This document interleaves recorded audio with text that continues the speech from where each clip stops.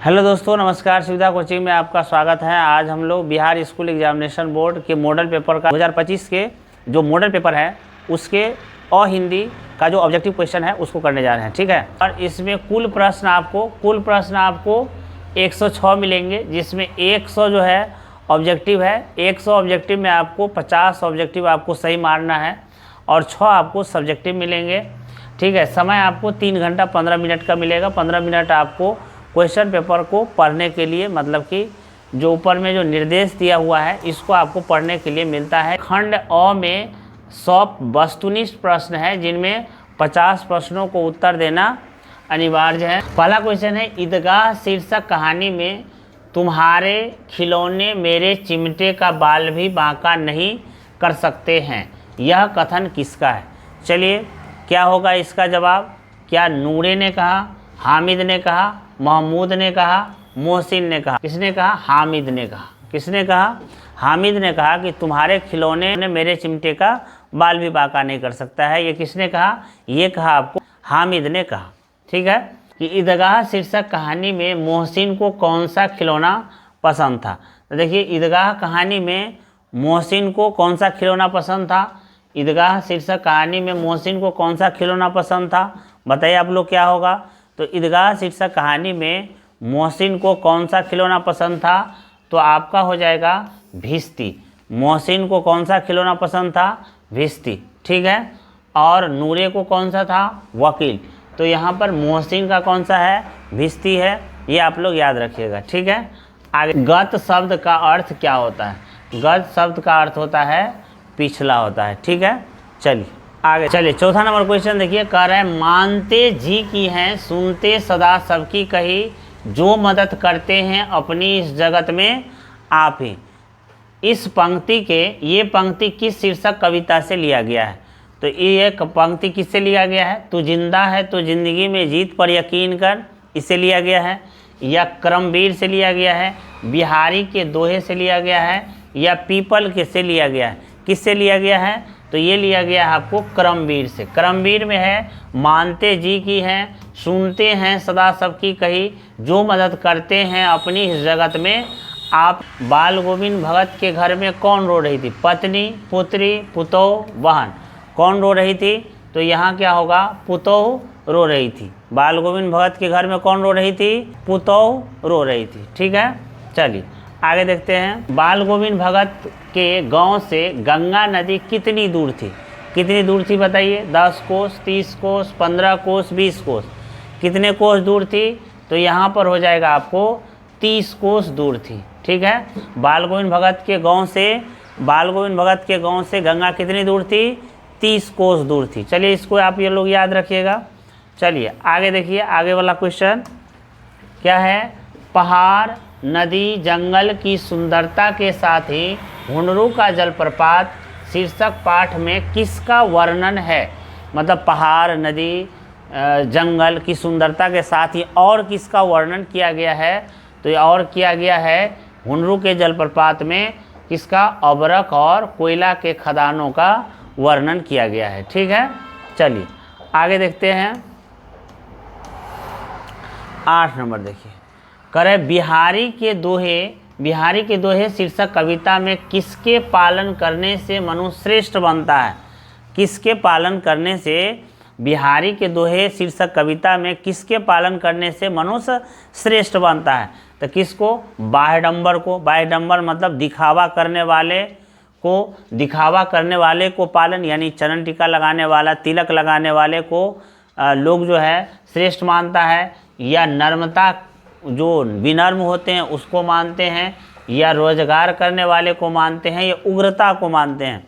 तो किसको मानते हैं? ये होता है आपको नर्मता। जो विनम्र होते हैं वही ऊंचे पदों पर आसीन होते हैं। ये बिहारी के दोहे में बताया गया है। तो कौन होगा? बी नंबर आंसर आपका सही होगा, ठीक है। चलिए आगे देखते हैं। 9 नंबर देखिए।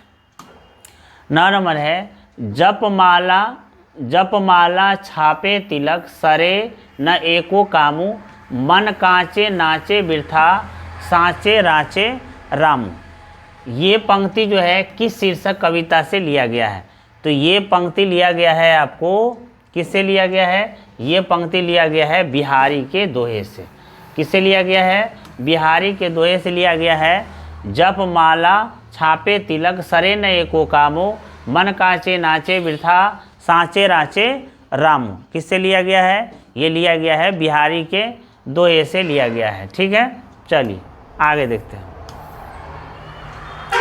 आगे है वृथा शब्द का अर्थ क्या होता है? वृथा शब्द का अर्थ क्या होता है? कच्चा होता है, शपथ होता है, व्यर्थ होता है, चेतन होता है। क्या होता है वृथा शब्द का अर्थ? तो वृथा शब्द का अर्थ होता है आपको व्यर्थ। वृथा शब्द का अर्थ क्या होता है? व्यर्थ होता है। ठीक है, चलिए आगे देखते हैं। कह रहा है किस शीर्षक कहानी में मिथिलांचल की लोक संस्कृति का प्रभावी वर्णन है? किस शीर्षक कहानी में मिथिलांचल की लोक संस्कृति का प्रभावी वर्णन है? तो किस में? ईदगाह में, ठेस में, खेमा में, इनमें से कोई नहीं। तो किस में है? ईदगाह में नहीं है, ईदगाह में नहीं है, खेमा में नहीं है, ये किस में है? ठेस में। किस में होगा? ठेस में। ठेस में शीर्षण के बारे में बताया गया है, जो कि एक मिथिलांचल का कहानी है। आगे देखिए, ठेस कहानी में तुम्हारी भाभी नाखून से खांट कर तरकारी परोसती है, यह किसने कहा था? मानू ने कहा था, भाभी ने कहा था, लेखक ने कहा था, शीर्षण ने कहा था। किसने कहा था कि तुम्हारी भाभी नाखून से खोट करके तरकारी परोसती है? ये किसने कहा था? तो ये किसने कहा था? ये कहा था आपको शीर्षण ने। किसने कहा था? शीर्षण ने कहा था कि तुम्हारी भाभी जो है नाखून से खोट करके तरकारी परोसती है, ये शीर्षण ने कहा था। ठीक है, चलिए आगे देखते हैं। आगे है हो मेरे दम से यूं ही मेरे वतन की जीनत, जिस तरह फूल से होती है चमन की जीनत। ये पंक्तियाँ किस शीर्षक कविता की है? किस शीर्षक कविता की है? तो देखिए, बच्चे की दुआ की है, सुदामा चरित्र की है, पीपल की है, बिहारी के दोहे की है। किसकी है? ये है आपको बच्चे की दुआ। बच्चे की दुआ से ये पंक्ति लिया गया है। हो मेरे दम से यूं ही मेरे वतन की जीनत, जिस तरह फूल से होती है चमन की जीनत। ठीक है, चलिए आगे देखते हैं। आगे है सम्राट अशोक किससे कहते हैं कि कल सेना का संचालन मैं स्वयं करूंगा? दरबारी से, सेनापति से, संवाददाता से या सैनिक से? तो यहाँ पर किससे कहता है? संवाददाता से कहता है। जो संवाददाता, जो गुप्तचर है, वो गुप्तचर जब उनको कहने आता है, संवाद देने आता है, तब वो सम्राट अशोक कहते हैं कि चलो कल सेना का संचालन मैं स्वयं करूँगा। ठीक है, किससे कहते हैं? संवाददाता से कहते हैं। चलिए आगे देखते हैं हम लोग। 15 नंबर देखिए, कह रहा है कि अशोक का शस्त्र त्याग शीर्षक पाठ में एकांकीकरण ने किसके महत्व पर प्रकाश डाला है? ये किस पे महत्व पर प्रकाश डाला है? हिंसा के, अहिंसा के, अशांति के, क्रोध के। किससे प्रकाश डाला है? यहाँ पर अहिंसा के, अहिंसा पर प्रकाश डाला है।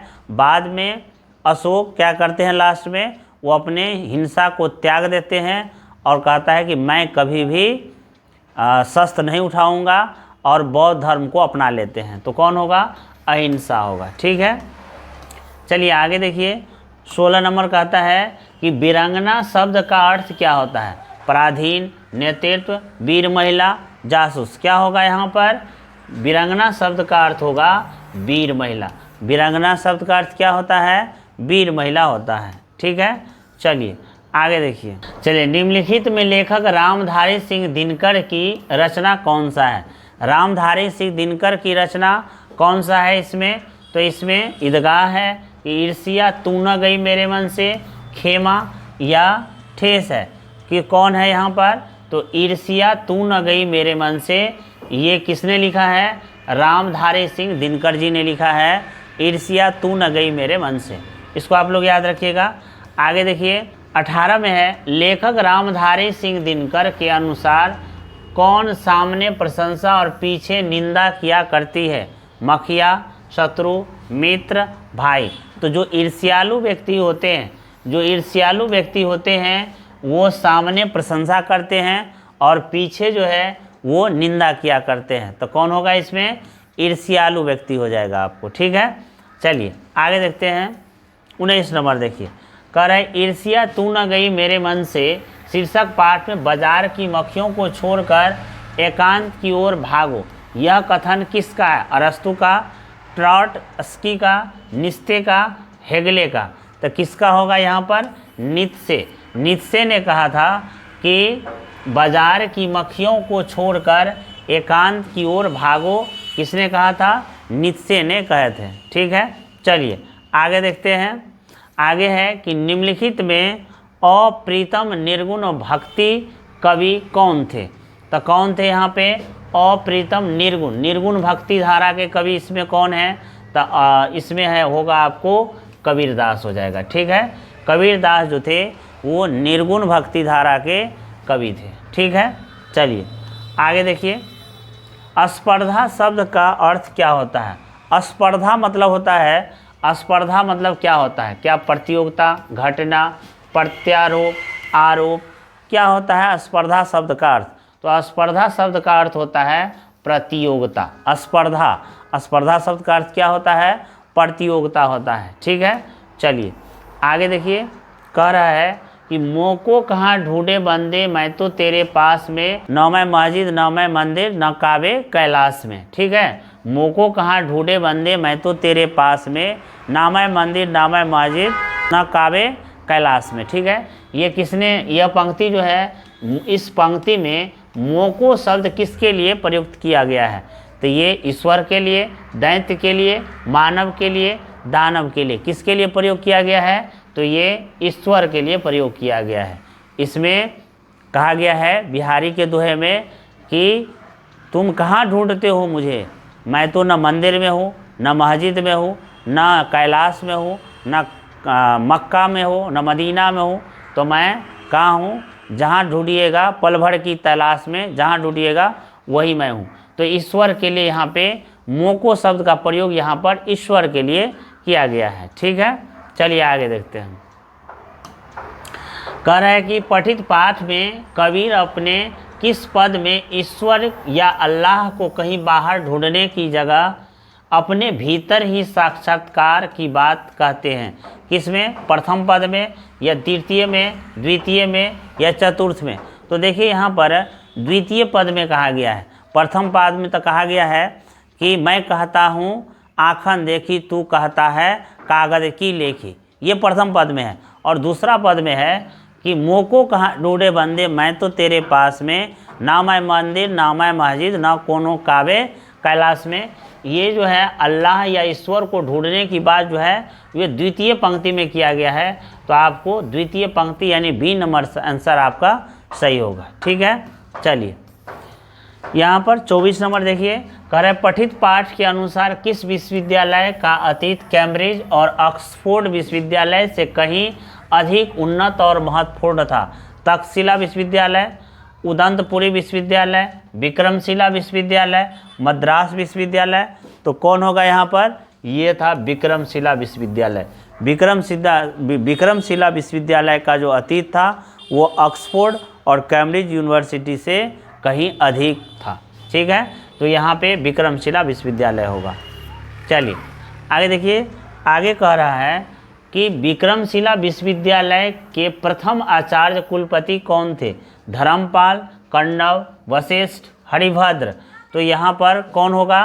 तो यहाँ पर हो जाएगा आपको हरिभद्र सिंह हो जाएगा। हरिभद्र जो थे वो विक्रमशिला विश्वविद्यालय के प्रथम आचार्य कुलपति थे और पाल वंश के राजा धर्मपाल ने वहाँ पर विक्रमशिला बनवाया था। ठीक है, तो यहाँ पे प्रथम कुलपति कौन थे?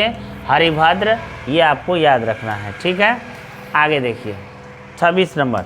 कह रहा है कि दीदी की डायरी शीर्षक पाठ में 2 जनवरी 1997 को अपनी डायरी में किसने लिखा था कि आज सुबह शीला के घर गई? ठीक है, किसने लिखा था?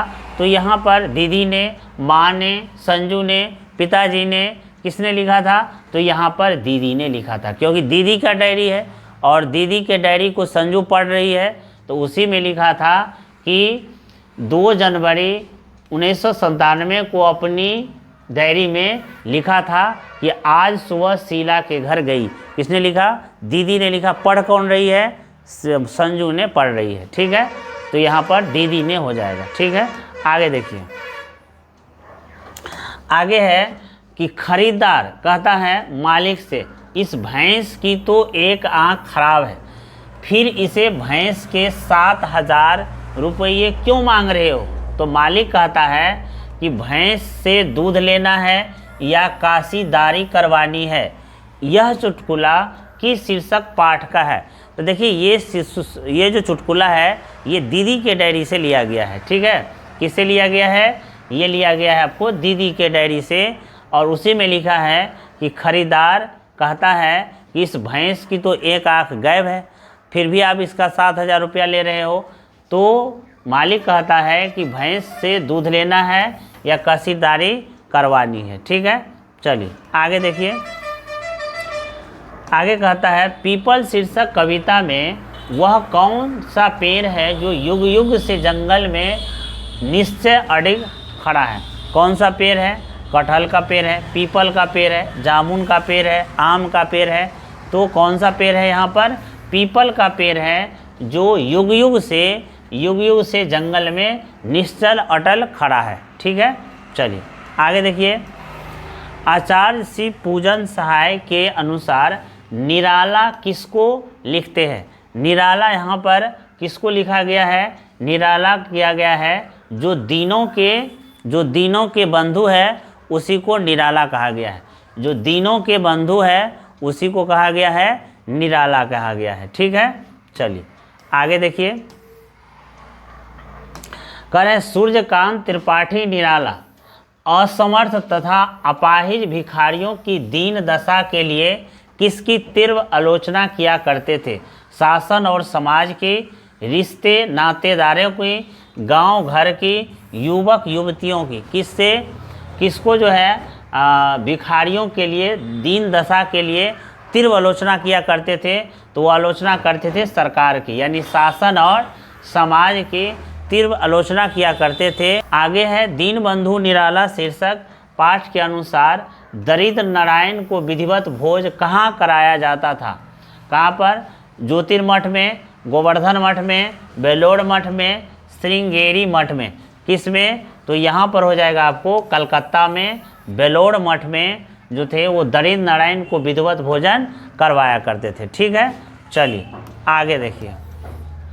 अर्चना शब्द का अर्थ क्या होता है? अर्चना शब्द का अर्थ क्या होता है? संपूर्ण, संतुष्ट, प्रतिष्ठित या प्रार्थना। तो क्या होगा अर्चना शब्द का अर्थ? अर्चना शब्द का अर्थ हो जाएगा प्रार्थना। ठीक है, चलिए आगे। कहाँ मर गया था? ये बर्तन क्या तेरा बाप धोएगा? ये जो पंक्ति है यह खेमा से किसने कहा था? खेमा से किसने कहा था? ग्राहक ने कहा, कसारा ने कहा, दवा की दुकान मालिक ने कहा, लेखक ने कहा। किसने कहा था कि कहाँ मर गया था? ये बर्तन क्या तेरा बाप धोएगा? तो ये कहा था आपको कसारा ने कहा था खेमा से। किसने कहा था?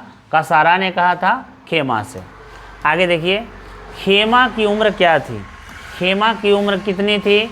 लगभग 7-8 वर्ष, लगभग 10-11 वर्ष, लगभग 5-6 वर्ष, लगभग 8-9 वर्ष। तो कितने हैं? लगभग 8-9 वर्ष का खेमा एक छोटा सा बालक है जो कसारा की दुकान पर जो है काम करता है। ठीक है, कितने साल की? 8-9 साल के लड़का है। चलिए आगे देखिए। आगे है कि कई गलियों के बीच, कई नालों के पार, कूड़े करकट के ढेरों के बाद। ये पंक्ति किस शीर्षक कविता से लिया गया है? खुशबू रचते हैं हाथ, कबीर के पद, बिहारी के दोहे, झांसी की रानी। किससे लिए गए हैं? खुशबू रचते हैं हाथ। ठीक है, किससे लिया गया है? खुशबू रचते हैं हाथ में ये शीर्षक, ये पंक्ति लिया गया है। कई गलियों के बीच, कई नालों के पार, कूड़े करकट के बाद, के ढेरों के बाद, ये सारे ये जो पंक्ति है ये लिया गया है खुशबू रचते हैं हाथ से लिया गया है। ठीक है, चलिए। खस शब्द का अर्थ क्या होता है? खस शब्द का अर्थ क्या होता है ये आपको बताना है। राख होता है, मसूर होता है, मूंग होता है या पोस्ता होता है? तो क्या होता है यहाँ पर? पोस्ता होता है। खस शब्द का अर्थ क्या होता है? पोस्ता। ठीक है, ये आपको याद रखना है। आगे देखिए, हौसले की उड़ान शीर्षक पाठ के अनुसार जैनब खान को कराटे में क्या प्राप्त थी?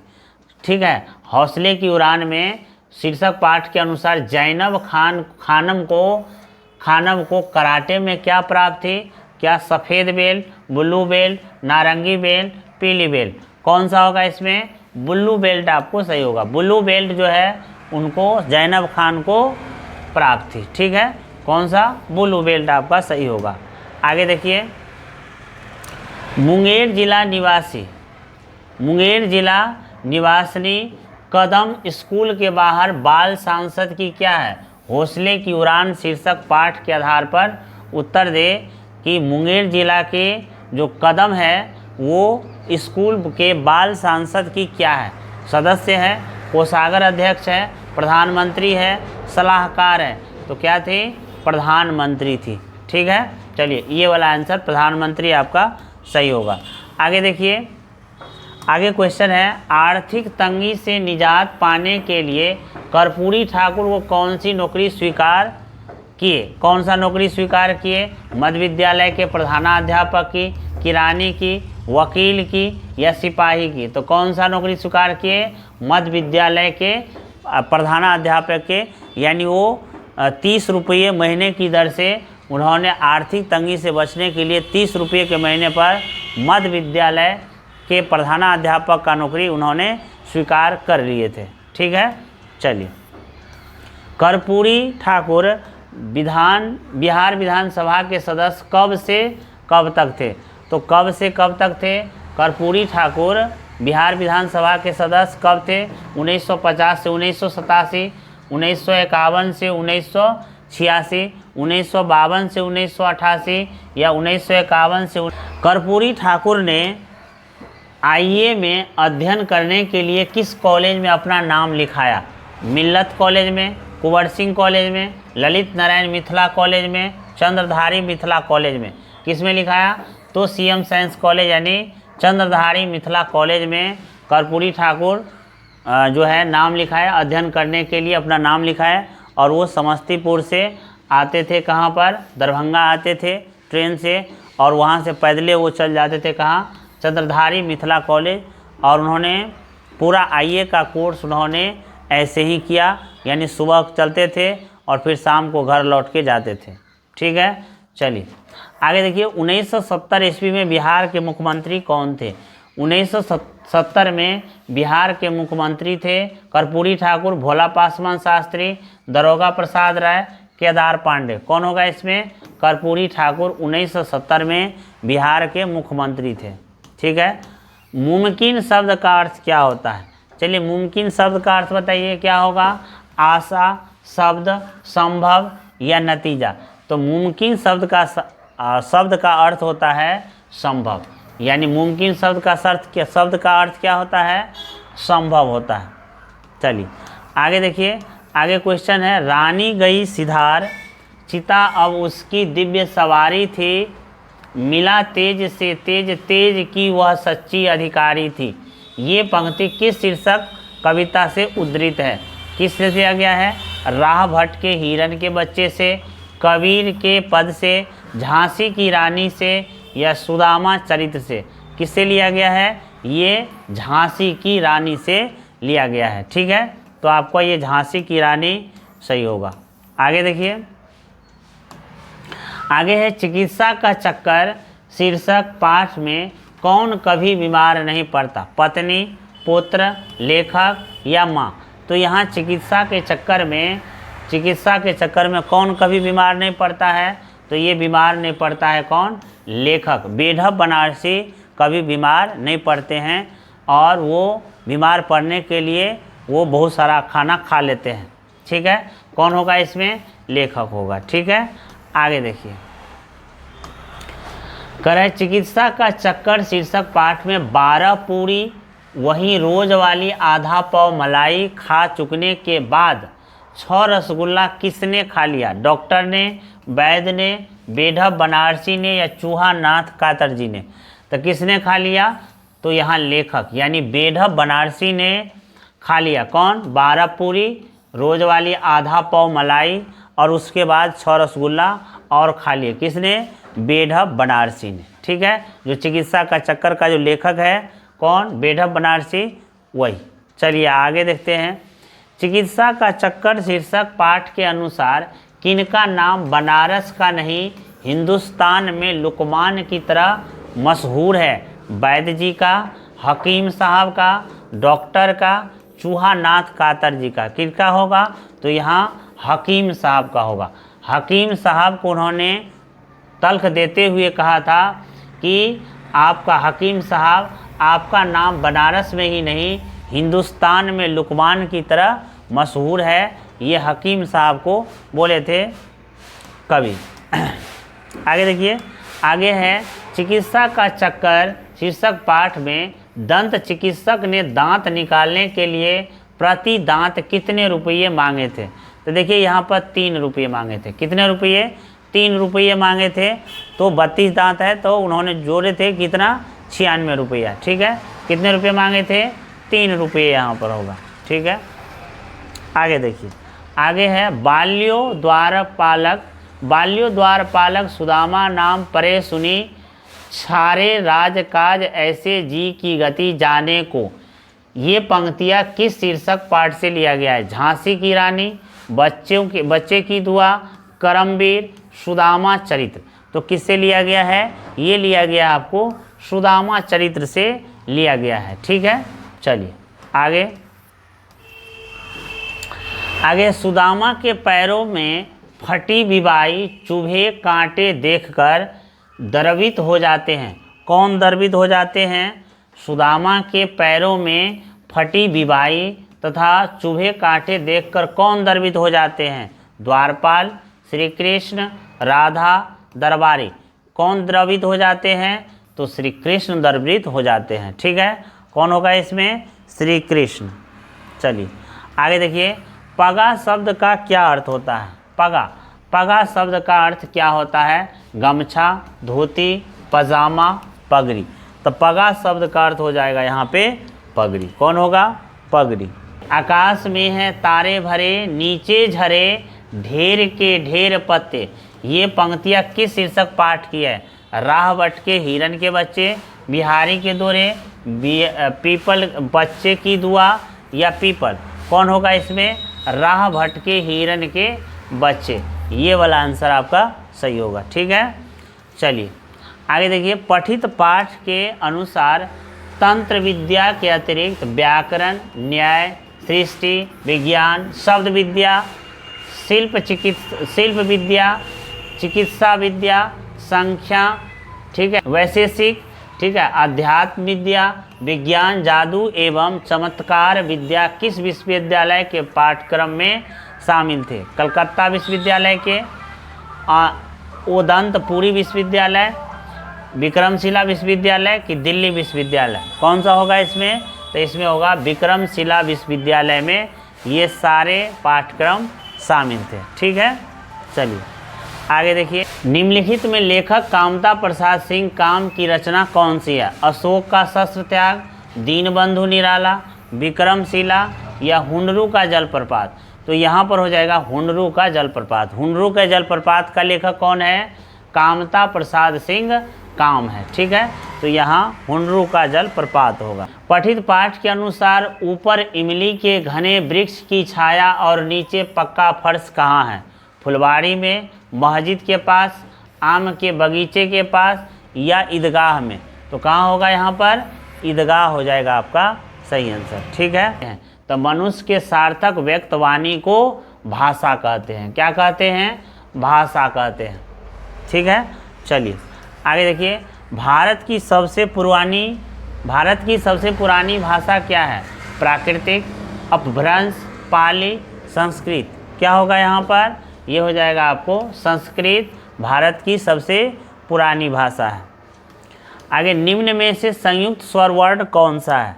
संयुक्त स्वर वर्ण कौन सा है? तो ये तो आपको है, अकेला है, ई, री, उ, ये संयुक्त वर्ण स्वर वर्ण नहीं है, तो कौन सा है, ये ओ है आपको संयुक्त स्वर वर्ण। इसमें अ और क्या है, ओ है, अ और क्या है, ओ, यानी इसमें दो स्वर वर्ण जुड़ा हुआ है, कौन कौन सा, अ और ओ, तो ये हो जाएगा आपको संयुक्त स्वर वर्ण, कौन होगा, सी आपको संयुक्त स्वर वर्ण होगा। ठीक है, आगे देखिए, केवल मुंह से बोले जाने वाले स्वर वर्णों को क्या कहते हैं, मुंह से बोले जाने वाले को कहते हैं अनुस्वार, लुप्त, अनुनासिक या निरनुनासिक। तो देखिए मुंह से केवल बोलेंगे तो निरनुनासिक, ठीक है, मुंह से बोले जाने वाले स्वर को क्या कहेंगे, निरनुनासिक बोलेंगे। ठीक है, चलिए आगे, च वर्ग के वर्णों का उच्चारण स्थान क्या है, च वर्ण के उच्चारण का स्थान तालु है, मुर्दा है, कंठ है, दंत है। तो देखिए यहाँ जब भी आप च छ बोलेंगे तो आपका जीभ जो है ऊपर से तालु से आपका सटेगा, तो क्या होगा, तालु यहाँ पर सही आंसर होगा। ठीक है, चलिए, प्रत्येक वर्ग का पहला, तीसरा और पांचवा वर्ण क्या कहलाता है, तो प्रत्येक वर्ग का पहला, तीसरा और पांचवा वर्ग क्या कहलाता है, तो प्रत्येक वर्ग का पहला, तीसरा और पांचवा वर्ग कहलाता है, क्या कहलाता है, अल्प प्राण कहलाता है। ठीक है, प्रत्येक वर्ग का पहला, तीसरा और पांचवा वर्ण क्या कहलाता है, अल्प प्राण कहलाता है। ठीक है, चलिए आगे देखिए, निम्नलिखित में कौन अघोष व्यंजन है, अघोष व्यंजन, तो अघोष व्यंजन यहाँ पर कौन होगा, प होगा, ये र होगा, य होगा या ल होगा। तो देखिए अघोष व्यंजन जो होता है, अघोष व्यंजन वो हर एक शब्द का पहला अक्षर होता है, तो क्या होगा यहाँ पे, प होगा। ठीक है, प क्या होगा, यहाँ पर अघोष व्यंजन होगा, प क्या होगा, अघोष व्यंजन होगा। ठीक है, अ, य, न और म क्या कहलाते हैं, तो देखिए ये हर एक वर्ग का ये पांचवा अक्षर है। ठीक है, हर एक वर्ग का ये पांचवा अक्षर है, इसलिए इसको पंचमाक्षर कहा जाता है। क्या कहते हैं इसको, पंचमाक्षर कहा जाता है। ठीक है, अ वर्ण का उच्चारण स्थान क्या है, तो अ वर्ण का उच्चारण स्थान है, अ का उच्चारण स्थान है मुर्दा, कंठ, तालु, दंत, क्या होगा, कंठ है। अ वर्ण का उच्चारण स्थान क्या है, कंठ है। वर्णों के आधार पर संधि के कितने भेद होते हैं, तो वर्णों के आधार पर संधि के 3 भेद होते हैं, स्वर संधि, व्यंजन संधि और विसर्ग संधि। क्या होगा, यहाँ पर 3 हो जाएगा। वर्णों के आधार पर संधि के कितने भेद होते हैं, 3 होते हैं। निश्चय शब्द का संधि विच्छेद क्या होगा, देखिए निश्चय शब्द का संधि विच्छेद होगा, यहाँ पर निश्चय शब्द का संधि विच्छेद क्या होगा, निह जोड़ चय, क्या होगा, निह जोड़ चय, निश्चय शब्द का संधि विच्छेद निह जोड़ चय, डी नंबर आपका सही होगा। आगे देखिए, निम्नलिखित में शुद्ध शब्द कौन सा है, शुद्ध शब्द कौन सा है, तो शुद्ध शब्द ये तो गलत है, सौहार्द, यहाँ पे र होता है तो ये गलत है। हिरण्य कश्यप ये भी गलत है। ठीक है, शशि ये भी गलत है। शुद्धिकरण आपका सही है। ठीक है, शुद्ध शब्द कौन सा है यहाँ पर, शुद्धिकरण। निम्नलिखित में से पूर्ण विराम चिन्ह कौन सा है, पूर्ण विराम चिन्ह कौन सा है इसमें, निम्नलिखित में पूर्ण विराम चिन्ह कौन सा है, तो पूर्ण विराम आपका हो जाएगा बी नंबर, ये पूर्ण विराम चिन्ह है। ठीक है, आगे देखिए, करे द्वंद्व समास में पदों के बीच कौन चिन्ह लगाया जाता है। देखिए द्वंद्व समास में क्या होता है, दोनों पद प्रधान, जैसे आसपास, माता पिता, भाई बहन, ये जब लिखते हैं तो इसमें योजक चिन्ह लगाते हैं, तो यही वाला बी आपका सही हो जाएगा। द्वंद्व समास में योजक चिन्ह लगा रहता है, ये वाला सही होगा। ठीक है, सिपाही विद्रोह शब्द किस संज्ञा का उदाहरण है। देखिए सिपाही विद्रोह जो है, सिपाही विद्रोह एक जो है समूह का बोध कराता है सिपाही, तो यहाँ पे समूह, सिपाही विद्रोह जो है समूहवाचक संज्ञा का उदाहरण होगा। ठीक है, चलिए आगे, सेवा शब्द कौन लिंग है, सेवा शब्द यहाँ पर सेवा की गई, यहाँ पर सेवा शब्द जो है स्त्रीलिंग है, उभयलिंग है, पुल्लिंग है, इनमें से कोई नहीं है। क्या होगा यहाँ पर, स्त्रीलिंग होगा, सेवा जो है एक स्त्रीलिंग शब्द है। आगे, प्रिय शब्द का स्त्रीलिंग शब्द क्या होगा? प्रिय शब्द का स्त्रीलिंग शब्द क्या होगा? प्रियई, प्रियई, प्रियु, प्रिया, प्रियानी। क्या होगा यहाँ पर? प्रिया हो जाएगा। प्रिय शब्द का स्त्रीलिंग शब्द क्या होगा? प्रिया हो जाएगा। ठीक है, चलिए। ममता शब्द कौन सा संज्ञा है? देखिए, ममता यानी काइंडनेस, दयालु, तो यहाँ पे ये समूहवाचक नहीं होगा, द्रव्यवाचक नहीं होगा, व्यक्तिवाचक नहीं होगा, क्या होगा? भाववाचक। यहाँ पर ममता शब्द कौन सा संज्ञा है? यहाँ पर भाव प्रकट हो रहा है, ममता। ठीक है, तो यहाँ पे भाववाचक हो जाएगा। ठीक है, आगे देखिए, निम्नलिखित में पुल्लिंग शब्द कौन सा है? तो पुल्लिंग शब्द कौन होगा? कसम, आग, काजल, घृणा। तो यहाँ पे कौन होगा पुल्लिंग शब्द? यहाँ पे काजल आपको पुल्लिंग शब्द है। ठीक है, चलिए आगे देखिए, सखा का बहुवचन क्या होगा? सखा का बहुवचन शब्द क्या होगा आप बताएं? शाखाएँ, शाखू, शाखे, शाखाइयाँ। क्या होगा यहाँ? शाखाएँ। सखा का बहुवचन क्या होगा? शाखाएँ। निम्नलिखित में संप्रदान कारक का विभक्ति चिन्ह क्या है? संप्रदान कारक का विभक्ति चिन्ह है कर्ता ने कर्म को करण से संप्रदान को के लिए। क्या होगा यहाँ? संप्रदान कारक का विभक्ति चिन्ह क्या होगा? को के लिए। क्या होगा? संप्रदान कारक का विभक्ति चिन्ह को के लिए होगा। ठीक है, लड़का पेड़ से गिरा। यहाँ देखिए, लड़का पेड़ से गिरा यानी पेड़ से लड़का अलग हो रहा है, तो अलग होने का बोध किस में होता है? आपादान कारक में। ठीक है, अलग होने का बोध किस में होता है? आपादान कारक में। जैसे हिमालय से गंगा निकलती है, यहाँ हिमालय से गंगा अलग हो रही है, तो यहाँ हो जाएगा अपादान कारक। पेड़ से लड़का गिरा, यहाँ पेड़ से लड़का अलग हो रहा है, तो यहाँ क्या होगा? अपादान कारक। कौन आता है? देखिए यहाँ पर क्वेश्चन मार्क है, तो यहाँ संबंधवाचक सर्वनाम नहीं होगा, निश्चयवाचक सर्वनाम, अनिश्चयवाचक सर्वनाम या प्रश्नवाचक सर्वनाम। कौन होगा? यहाँ पे प्रश्नवाचक सर्वनाम, जिसमें क्वेश्चन मार्क लगा हो, कौन, कहाँ, किसने, क्या, ये शब्द लगा हो, तो ये हो जाएगा आपको प्रश्नवाचक सर्वनाम। तो ये आपको सही आंसर होगा सी। थोड़ा पानी या किस विशेषण का उदाहरण है? थोड़ा पानी किसका उदाहरण है? गुणवाचक विशेषण, प्रविशेषण, ठीक है, परिमाण बोधक विशेषण या सार्वनामिक विशेषण। कौन सा होगा यहाँ पे? परिमाण। पानी जो है वो थोड़ा है, ये परिमाण का बोध कराता है, तो यहाँ परिमाण वाचक, परिमाण बोधक विशेषण होगा यहाँ पर। ठीक है, चलिए। मैं घड़ा भरता हूँ या किस क्रिया का उदाहरण है? मैं घड़ा भरता हूँ, मैं घड़ा भरता हूँ, यहाँ पर एक क्रिया है अकर्मक क्रिया। ठीक है, अकर्मक क्रिया, संयुक्त क्रिया, द्विकर्मक क्रिया, सकर्मक क्रिया। तो यहाँ कौन सा क्रिया का उदाहरण होगा? यहाँ पर हो जाएगा आपको सकर्मक क्रिया। ठीक है, कौन सा क्रिया होगा? सकर्मक, जिसमें एक क्रिया रहता है सकर्मक, जिसमें क्रिया नहीं रहता है वो होता है अकर्मक, और जिसमें दो क्रिया रहता है द्विकर्मक होता है। तो यहाँ कौन सा होगा? मैं घड़ा भरता हूँ, एक क्रिया है यहाँ पे भरना, तो ये हो जाएगा आपको सकर्मक। ठीक है, चलिए। तुम वहाँ अवश्य गए होंगे, ठीक है, किस काल का उदाहरण है? तुम वहाँ अवश्य गए होंगे, यहाँ पे ये भूतकाल की बात कर रहा है, तो कौन होगा यहाँ पे? भूतकाल। तुम वहाँ अवश्य गए होंगे, ठीक है, भूतकाल यहाँ पर हो जाएगा। निम्नलिखित में से प्रेरणार्थक क्रिया का उदाहरण कौन है? प्रेरणार्थक क्रिया जिसमें अनुमति या आग्रह करता है। ठीक है, राम श्याम से पत्र लिखवाता है, मैं खाता हूँ, वह खाकर सोने गया, वह टहलने गया। तो क्या होगा यहाँ पर? प्रेरणार्थक क्रिया, इसमें प्रेरणा दे रहा है कि राम ने श्याम से पत्र लिखवाता है, राम ने श्याम से पत्र लिखवाता है, ये हो जाएगा आपको प्रेरणार्थक क्रिया। ठीक है, अग्नि कौन सा शब्द है? अग्नि कौन सा शब्द है? तत्सम है, देशज है, तद्भव है, विशेषज है। तो देखिए, अग्नि जो है तत्सम शब्द है और उसका तद्भव, अग्नि का तद्भव होता है आग।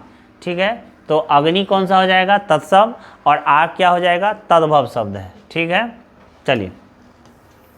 रचना अथवा बनावट की दृष्टि से रचना अथवा बनावट की दृष्टि से शब्द के कितने भेद होते हैं?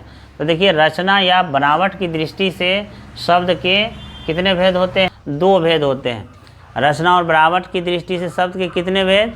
दो भेद होते हैं, तत्सम और तद्भव। ठीक है, दो होते हैं। आगे देखिए, अनमोल शब्द में उपसर्ग क्या है? अनमोल शब्द में उपसर्ग है अन। अन अन क्या होगा? अनमोल शब्द में उपसर्ग क्या होगा? अन। संग्राम शब्द में उपसर्ग क्या है? संग्राम शब्द में उपसर्ग क्या है? सन, सु, ग्राम, सम। तो संग्राम शब्द का जो उपसर्ग है वो हो जाएगा आपको सम। सम उपसर्ग लगा हुआ है। मूलतः पढ़ते कितने प्रकार के होते हैं? मूलतः पढ़ते कितने प्रकार के होते हैं?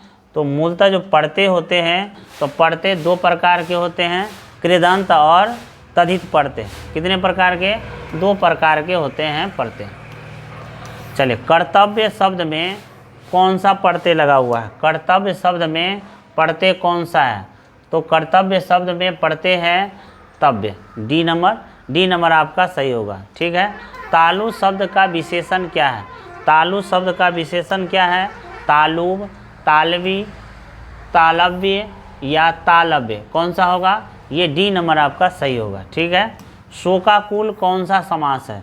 शोकाकुल कौन सा समास है? यानी जो शोक से आकुल हो, जैसे अकाल पीड़ित है, अकाल से पीड़ित, शोक से आकुल, शोकाकुल, तो यहाँ हो जाएगा आपको तत्पुरुष समास। ठीक है।